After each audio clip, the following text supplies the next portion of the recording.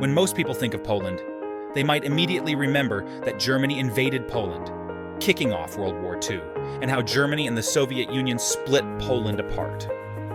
But after diving into Poland's history, I discovered something quite remarkable. Poland's story is actually pretty badass. Poland has been wiped off the map 3 times and come back 3 times. In fact, Poland's national anthem even has a motto, "Poland is not yet lost." So, what's the secret behind Poland's incredible resilience? Poland's surrounded by some pretty tough characters: Germany to the west, Russia to the east, and Sweden up north. Any one of these neighbors would be a handful, but Poland manages to offend them all. Add to that Poland's strategic location as the crossroads between Eastern and Western Europe. Any major conflict in either direction seems to start with a smack at Poland. So it's no wonder Poland got wiped off the map 3 times. Poland sits right at the heart of Europe. The main ethnic group here is the Slavs, who are divided into East Slavs, West Slavs, and South Slavs, though oddly enough, there are no North Slavs. South Slavs include countries like Bosnia and Herzegovina, Serbia, and Montenegro. For example, when the Yugoslav embassy was bombed back in the day, it was in Serbia. The East Slavs include Russia, Belarus, and the Ukraine, who's having a bit of a scuffle with Russia right now. And the West Slavs? That's where our story's main character, Poland, comes in, along with its neighbors, Slovakia and the Czech Republic. The Slavs were a bit of a late bloomer in European history. It wasn't until around 690 AD that Poland established its first dynasty, unifying local tribes under the PS dynasty. By 1025, Poland officially became a kingdom with its first king. But here's where Poland's early history gets a bit messy. When the 3rd king died, he made a curious choice. He split his lands among his 5 children, hoping to centralize power by making sure the eldest would have control over everyone's territory. However, expecting his sons to play nice and obey the eldest after his death was, let's just say, overly optimistic. Sibling rivalry over power led to 2 centuries of fragmentation and internal strife. Despite the chaos inside, Poland wasn't shy about expansion. At one point, one of its major duchies set its sights on land to the north, known as Pomerania, what is now the origin of Germany. But if you're going to take on enemies, you'd better be able to win, right? Poland wasn't exactly dominating the local tribes, and when they didn't back down, Poland decided to try a different approach. Instead of just battling it out, Poland thought, hey, maybe I should learn from the Pope, who was essentially the big boss of the day, and hire some mercenaries. So Poland decided to hire a knightly order. What's a knightly order, you ask? Think of them as the medieval equivalent of mercenaries. Back then, the Pope employed these military groups to fight off heretics and Muslims. These knightly orders were the main forces during the Crusades. In Europe at the time, there were 3 major knightly orders: the Knights Hospitaller, also known as the Knights of Malta, the Knights Templar, and the Teutonic Knights. The Teutonic Knights were the most formidable of these orders. They were highly organized and made up entirely of Germanic people. When Poland hired them, they quickly showed their worth. The Teutonic Knights stormed through and conquered Pomerania in no time. Hiring the Teutonic Knights was a bit like letting the fox guard the henhouse.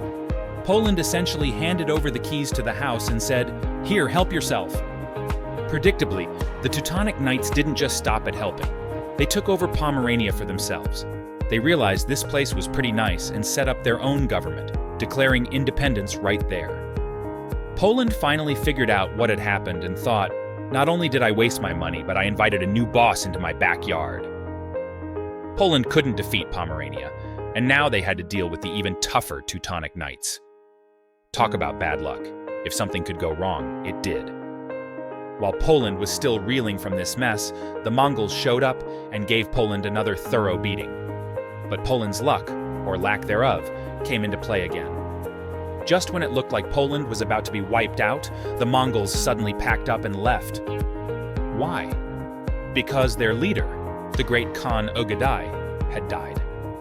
The Mongols figured, why keep fighting? Let's go see what's happening back home. And just like that, Poland dodged another bullet. From that point on, the Poles, along with other Europeans, started figuring out how to deal with the Mongols. When the Mongols came back for a second round, Poland and its allies actually managed to defeat them. If Ogadai Khan had lived a couple more years, the Mongols might have conquered all of Europe in one go. But with the Mongols gone, the Teutonic Knights grew stronger and kept harassing Poland, grabbing more and more of its territory. Poland was really struggling at this point, losing nearly 60% of its land.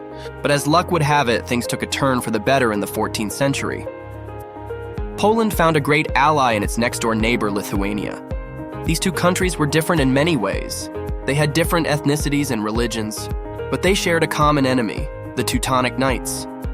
At first, they didn't get along much, but after both getting beaten up by the Teutonic Knights, they finally came together.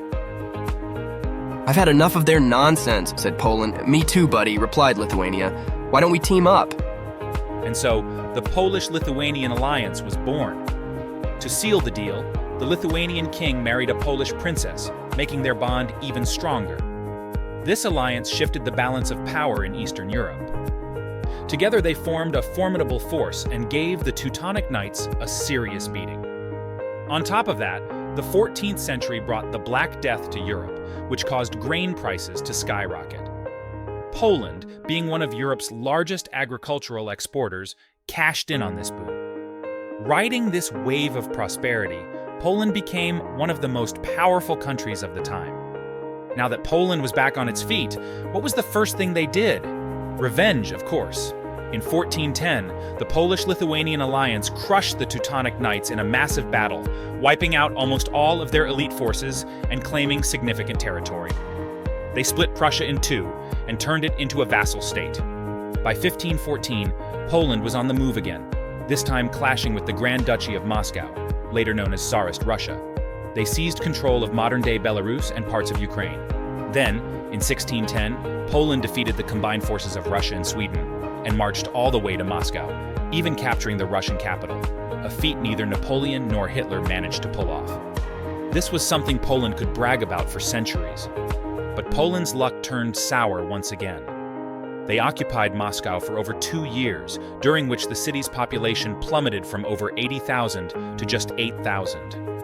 This infuriated the Russians, who eventually drove the Poles back to their homeland. By this time, Poland had successfully angered all the future power players of Europe, planting seeds of deep-seated resentment in their hearts. As they say, what goes up must come down. Poland started its decline during this time.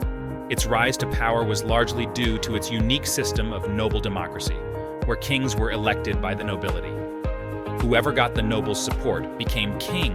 Seemed like a solid plan, right? But once Poland started making money, the nobles began thinking about maximizing their own profits. They didn't care who the king was, as long as he listened to them. Ideally, they wanted a foreign king with no local ties, making him easier to control.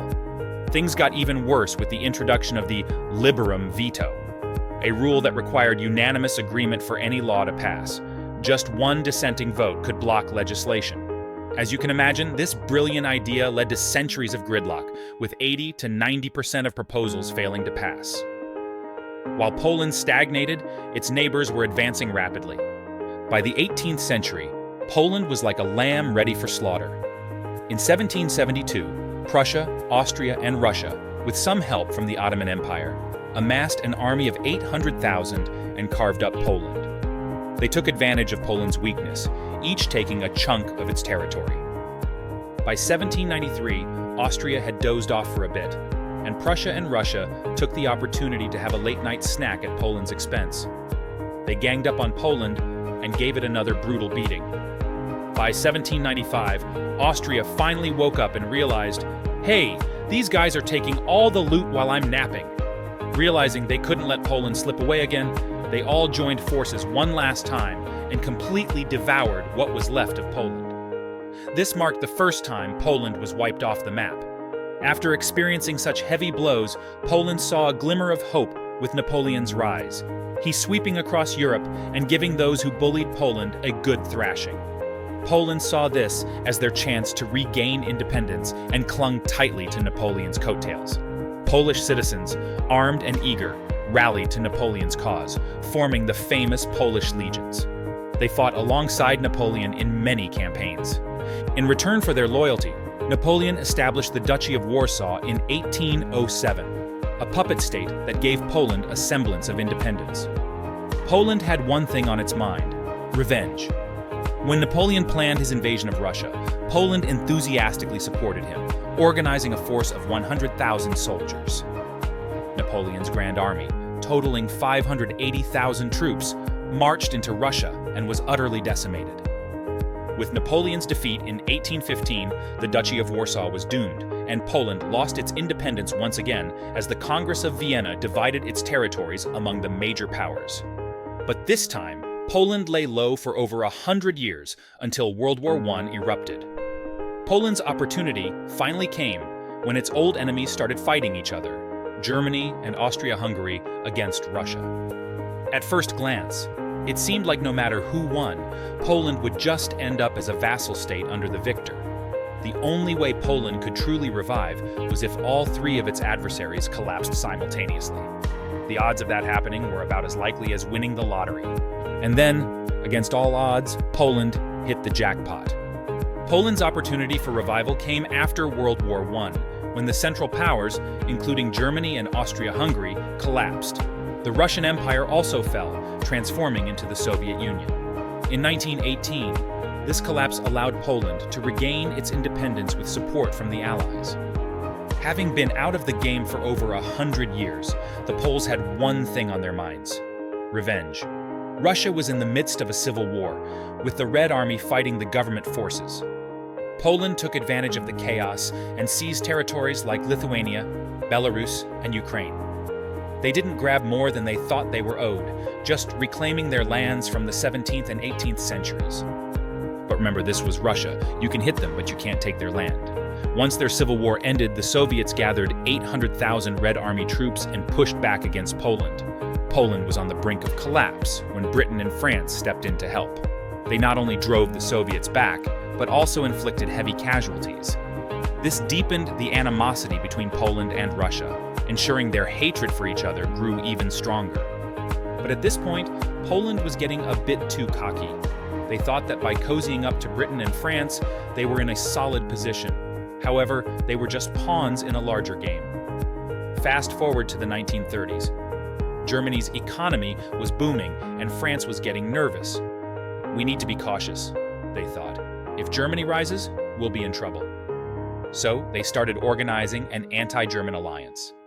Many European countries joined in, including Britain, France, Germany, Czechoslovakia, Poland, and even the Soviet Union.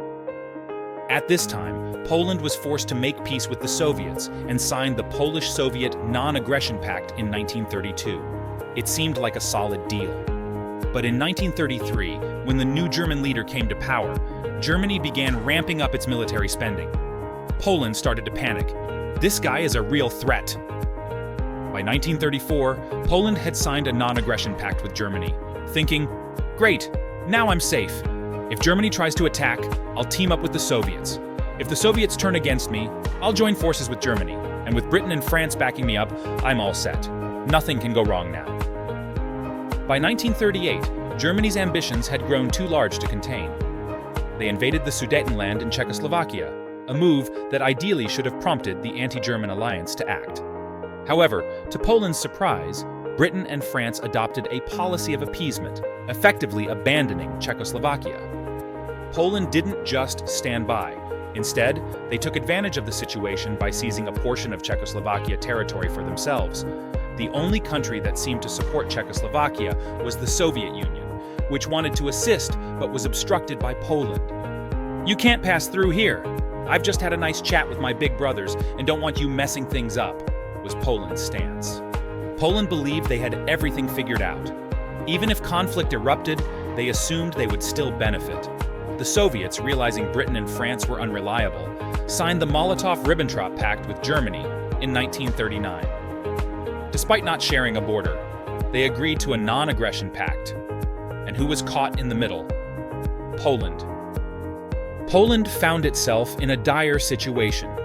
They not only got dragged into World War II, but ended up playing the role of the main target. They went from being a key player in the drama to sitting at the head of the table, though they still ended up as the main course. Despite all their scheming, Poland was unprepared for simultaneous attacks from Germany and the Soviet Union. Their supposed allies, Britain and France, did not come through, content to sit back and watch the unfolding events. By the end of World War II, Poland found itself once again resurrected. So, Poland was back on its feet, but revenge was no longer on the agenda. Why? Because it had become a little brother to the Soviet Union. It wasn't until the Soviet Union collapsed that Poland joined NATO in 1999 and the European Union in 2004. The economy started to recover, and the GDP per capita reached over $20,000. But Poland had little trust left for its neighbors. After all, during World War II, Britain and France sold it out, while Germany and the Soviet Union had done the real damage. So, Poland wasn't exactly keen on playing nice. Poland has always held onto the hope of regaining its historical territories. When the conflict between Russia and Ukraine emerged, Poland was keenly attentive. While eager to support Ukraine with both military and economic aid, Poland's involvement also reflected its enduring strategic aspirations. As the situation continues to evolve, Poland's role in this ongoing drama remains to be seen.